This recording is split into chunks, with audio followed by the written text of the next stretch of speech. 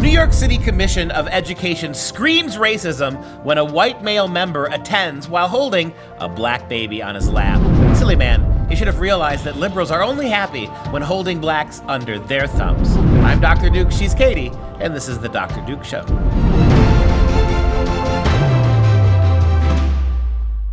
Hello, everyone, and welcome to The Dr. Duke Show, the only program that keeps you educated on the craziness impacting K-12 classrooms and college campuses around the world. Today, we're starting with an incredibly douche-tastic, entertaining story out of New York City after an online education council meeting goes absolutely crazy after a white man dared to participate online by holding a black baby in his lap.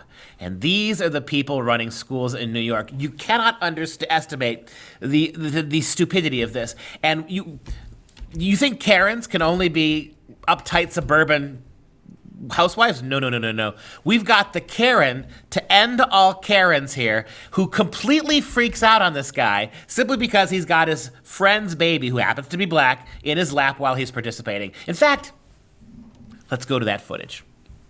It hurts people when they see a white man bouncing a brown baby on their lap and they don't know the context. That is harmful. And I'm not trying to be a martyr. I'm trying to illustrate to you that you think I'm a social justice warrior and you think I'm being patronizing and I'm getting pressure for not being enough of an advocate. And I take that to heart and that hurts me. And I have to learn to make how to be a better white person. I would like to know before this meeting adjourns how having my friend's nephew on my lap was hurtful to people. Okay, lot to unpack there. First off, Robin Broshi is the one who freaked out. She's Karen. On Thomas Rockledge. They were having a Zoom meeting for the New York City District 2 Community Education Council. And they were supposed to be talking about integration. And so at his house or apartment at the time, Thomas's, he had his friends over, his family friends.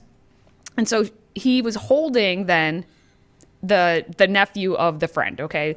And he happens to be black. And that sent Karen off. So somehow, by doing that, she claims that he had a racist act by bringing little baby in to sit on his lap during this whole Zoom meeting with all the windows. She said, yes. That's horrible. Bouncing a black baby on your lap without any context is horrible. And I'm fighting against this kind of oppression. And we're not done. No. Gets better. There's more. Lay it on us. All people are capable of racist behavior. And we should apologize when we offend people of color, when they get upset, when they say this is a harmful space, when they log out of a meeting immediately because they see white people exhibiting their power over people of color. So it's not my job to convince you. If you don't even read a book about white fragility or Ibram Kendi, I can't sit here in a working business meeting and educate you about the distinction between interpersonal racism and systemic racism. I have no right to speak. I got it. Bingo. And that's exactly what if you listen to what she said about Robin DiAngelo's book, White Fragility, you, all white women of the world, must read this book to teach you how you are racist and how you need to act from here on out and apologize for all the sins that you have committed. That's exactly these are the Karens who are ruining the world. And this is the typical stuff that goes on at universities. It's always liberal white women. Almost exclusively liberal white women are the problem with this stuff. And the fact that she said to this guy, that I don't have time to educate you on your own white fragility. Yes. When black people are offended, I must intervene. Who was offended? The white women of the white women of the council. Emily Hellstrom, who is also a white woman, said, "Perhaps you didn't intend it to be racist." Talking about Thomas holding a baby, and that does not matter. Actually, was racist. You need to look deep inside and say, "Wow, I hurt a lot of people. Whether you intended it or not, you did." And she demanded that he apologize. It's almost as if that Rockledge actually was holding the baby down with his knee on its neck. Yeah. We're not done.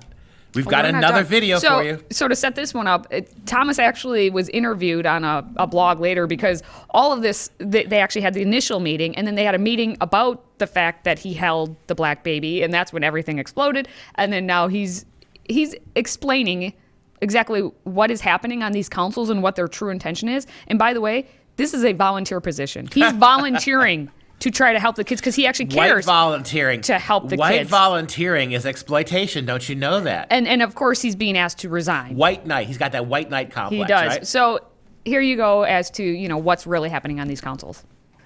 I'm there to support kids, every kid, to get the best education that they can. And they bring this nonsense into it for their own benefit. It has nothing to do with kids. They want to be the first person on the front parade or float on the parade, and they don't care about kids. Yeah, and that's exactly right. They don't care about the kids. How quickly and how sanctimoniously and how self-justifying was our little Karen speech there, right? I'm doing this. I'm not being held. I'm not an advocate enough. You should understand that when people walk out of a room that you have to apologize for your racism. And the one thing he said that I really liked is that all of these people want to be at the head of the parade. Mm-hmm. They want to be seen and given attention. And this is how white people, this really is dangerous. This is how white liberals actually make themselves out to be heroes. The louder they scream, the more angry they get, the more irrational they are on behalf of black causes, what they think are black causes. The more they have purged themselves of their own racism. This is how you do it. It's why universities are the way they are. Why are university administrators the way they are? Because they're all white and they're all liberal, and they're not going to step down. They're not going to get canceled. They're not going to give up their job for a less qualified African American administrator. No, they're going to keep their jobs. And how they do that? By leading the parade.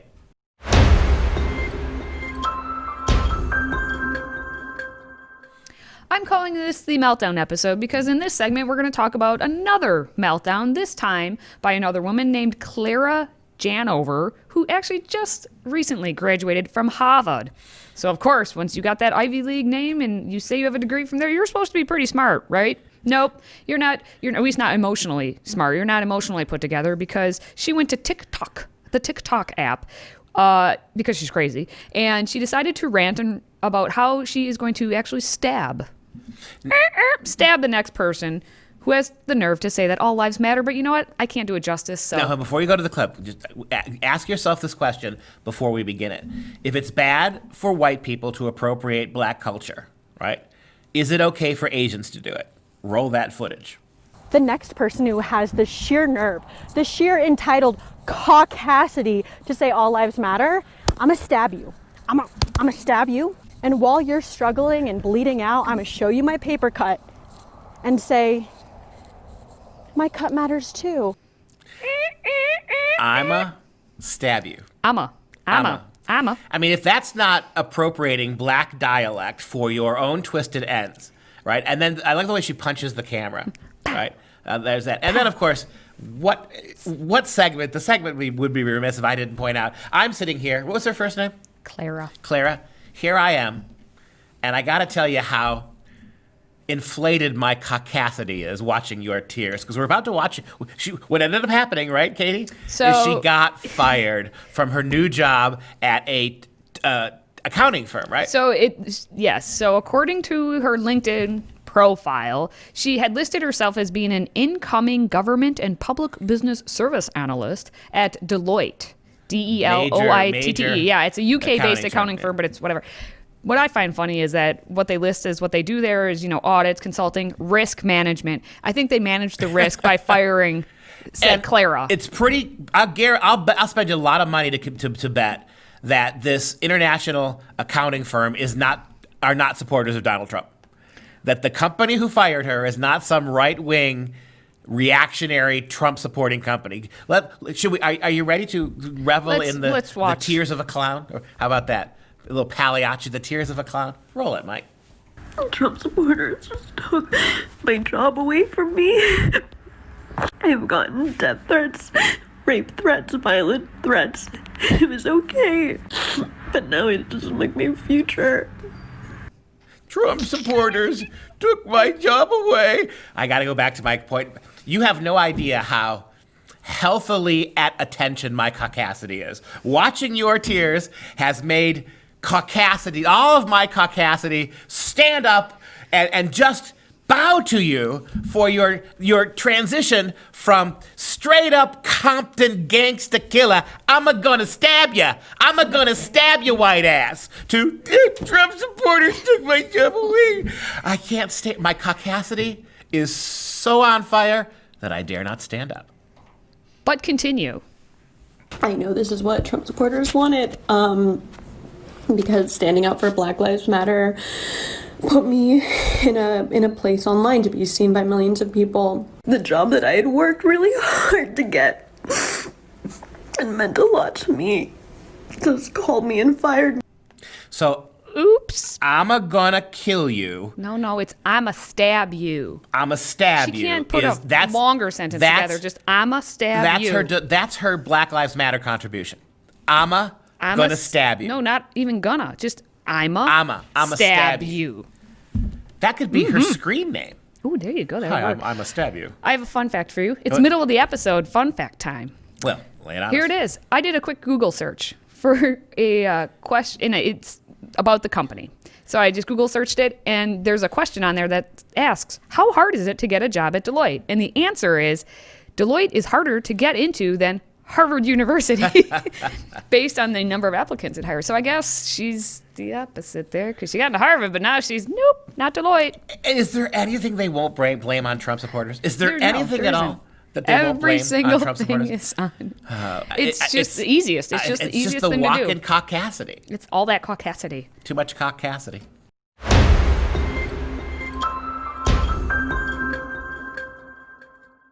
Well, we're going to go over to the UK, where apparently the company Deloitte is, but we're going to go to Cambridge University, where Professor Priyamvada Gopal is a racist.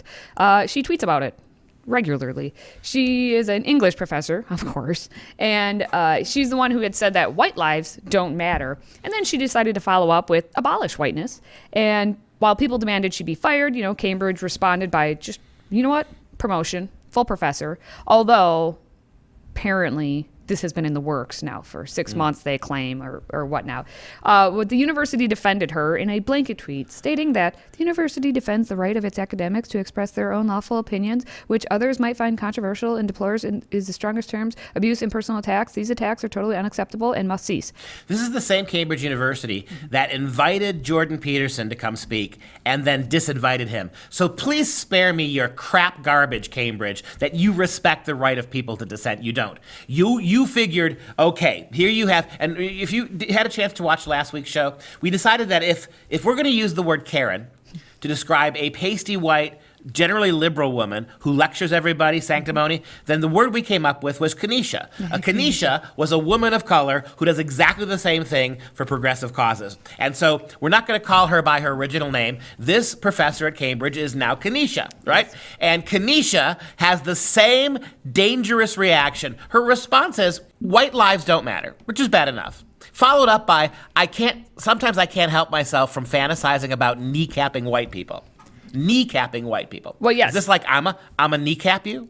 Yeah. So what happened is once she had all these, people took a look at just 1 little year ago when she said in her Twitter, she said on June 2nd, 2019, I resist urges to kneecap white men every day. So no asterisks around I am the hero.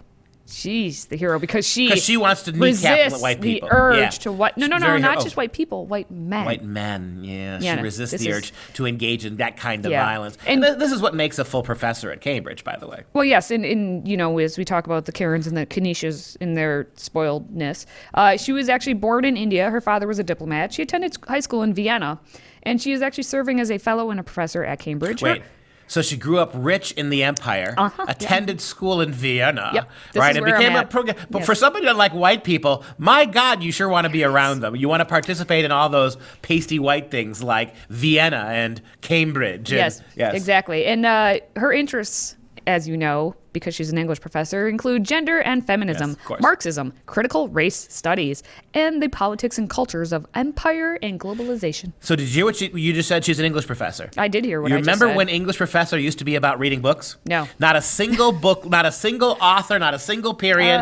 It's a litany of radical left-wing Marxist talking points. Yeah. I'm really not a professor of English. I'm a professor of Marxist theory. Call it what you are. And shame on you, Cambridge. You couldn't even do why we don't always agree with what our professor says, they have the right to say it, while Dr.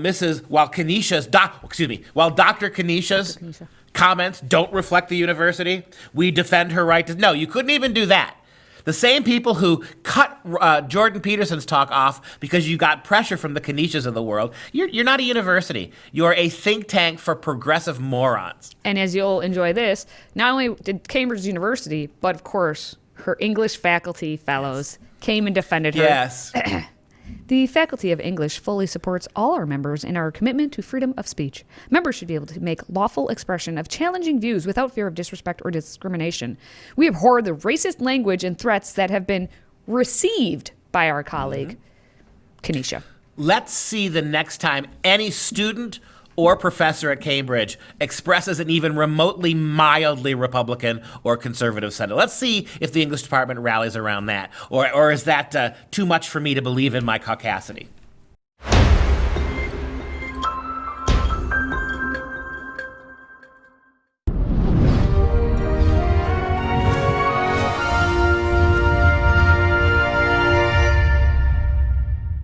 Let's take some time now for some real education. A figurehead is a carved wooden decoration found on the bows of ships, generally of a design related to the name or role of the ship. They were prominent between the 16th and 20th centuries until modern ships' badges replaced them. Sweden's Marine Museum, dedicated to naval defense and the preservation of the country's naval history, has a hall of figureheads with a number of historically significant examples.